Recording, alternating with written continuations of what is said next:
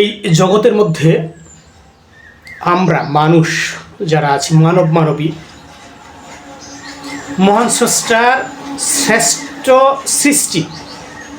সৃষ্টির মধ্যে, এই সমস্ত সৃষ্টির মধ্যে মানুষকে শ্রেষ্ঠ করা হয়েছে, শ্রেষ্ঠ করে সৃষ্টি করা হয়েছে এবং তাকে বিশেষ মর্যাদা দেওয়া হয়েছে অন্য সকল সৃষ্টির উপর। এটা বাস্তবতা। এটা কে করেছেন? মহান স্রষ্টা করেছেন। তো আমরা যে মানুষ, এই মানুষ হিসেবে আমাদের একটা দায়বদ্ধতা আছে না? অন্যান্য সৃষ্টি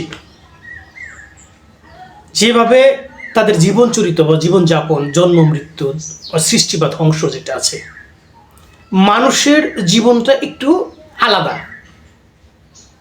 এটা যে আলাদা, উন্নত, বিশেষ ধরনের, এটা আমরা বুঝতে পারি না? তো বুঝতে পারি। সুতরাং মহান স্রষ্টা আমাদেরকে যে পরিমাণ জ্ঞান গরিমা দিয়েছেন, জ্ঞান বুদ্ধি দিয়েছেন, সে তা দিয়ে মহান স্রষ্টাকে চেনা জানা মানার চেষ্টা করা, এটা হচ্ছে মানুষের বা মানব জাতির প্রধান লক্ষ্য, উদ্দেশ্য আর আদর্শ। মহান স্রষ্টা যেটা দান করেছেন আসমানি বাণী, এবং এই আসমানি বাণী বুঝিয়ে দেওয়ার জন্য তিনি বিশেষ মনোনীত যেসব ব্যক্তি, নবী এবং রাসূল প্রেরণ করেছেন, এইভাবে তাদের মধ্যে পথে চলা সমস্ত মানব জাতির এটাই দায়িত্ব, কর্তব্য নিহিত আছে। যতটুকু ভাবে সে তার মধ্যে নিহিত। তো আমরা সর্বশেষ বলতে যেটা বুঝি, খাতামান নবীন, নবী এবং রাসূলদের আগমনের সর্বশেষ বা যে অবস্থানটা আছে, আমাদের সর্বশেষ নবী হযরত মুহাম্মদ সাল্লাল্লাহু আলাইহি ওয়াসাল্লাম এর উম্মত আমরা এই বর্তমান যেমন আছি। তো আমাদের নবী এবং রাসূল আমাদের মহান পথ প্রদর্শক, যার মর্যাদা বলে শেষ করা যাবে না। কারণ এক কথায় বুঝতে পারি, সেটা হচ্ছে তার উপাধি হচ্ছে হাবিব আল্লাহ, আল্লাহর বিশেষ বন্ধু হাবিব আল্লাহ। তিনি বলে গেছেন মানব জাতির উদ্দেশ্যে, কারণ মানব জাতি চলা হচ্ছে পরকালমুখী চলা, তো তাই না? পরকালমুখী চলা, দুনিয়ার জীবন থেকে পরকালমুখী হয়ে চলা।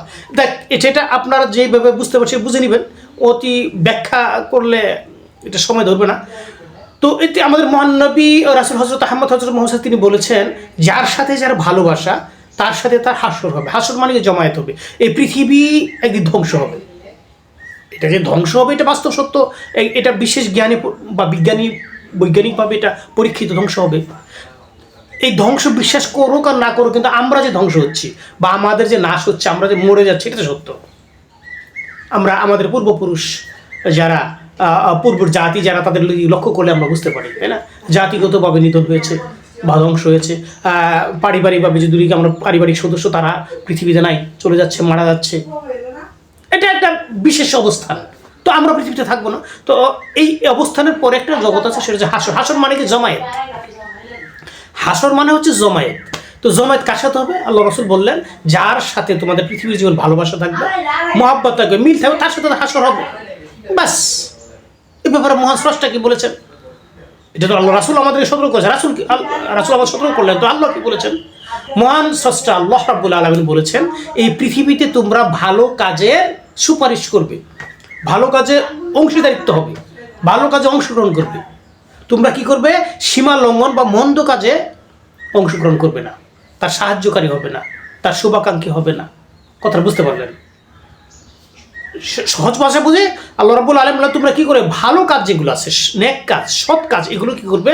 তোমরা অংশীদারিত্ব রাখবে, সাপোর্ট করবে, সমর্থন করবে। মন্দ কাজের সাথে তোমরা সংস্রব বা তোমাদের সংযোগ রাখবে না, বিচ্ছিন্ন করে রাখবে মন্দ কাজ থেকে, সংযোগে থাকবে ভালো কাজের। বাস। আরেকটা কথা বলেছেন মহাস্রষ্টা, যে কোনো মানুষ যদি ভালো কাজে সাহায্য সহযোগিতা করে, তার একটা অংশ সে পাবে, এবং যদি কোনো মানুষ মন্দ কাজে সাহায্য সহযোগিতা করে, তবুও তার একটা অংশ থাকবে সেখানে। সোজা কথা বুঝলেন তো? পৃথিবীর জীবনে কোনো মানুষ, আমরা যদি ভালো কাজে সাহায্য সহযোগিতা করি, যে কোনো ক্ষেত্রে প্রত্যক্ষ বা পরোক্ষভাবে যদি সাহায্যকারী হয়, তাহলে আমরা তার একটা অংশ পাবো। আর মন্দ কাজের সাথে যদি কেউ করে, তাহলে মন্দ কাজের একটা অংশ সে পাবে। তো আমাদের পৃথিবীর জীবনে চলা, ভালো এবং মন্দ বুঝতে হবে না? মানবীয় জ্ঞান বুদ্ধিতে যতটুকু, যেটা ভালো যেটা মন্দ, এটা আমাদের বুঝতে হবে না? যাচাই করতে হবে না? অবশ্যই নির্ধারণ করতে হবে। ভালোর সাথে চলতে হবে, মন্দর সাথে চলা যাবে না। তা আমাদের সাপোর্ট থাকবে কিসের?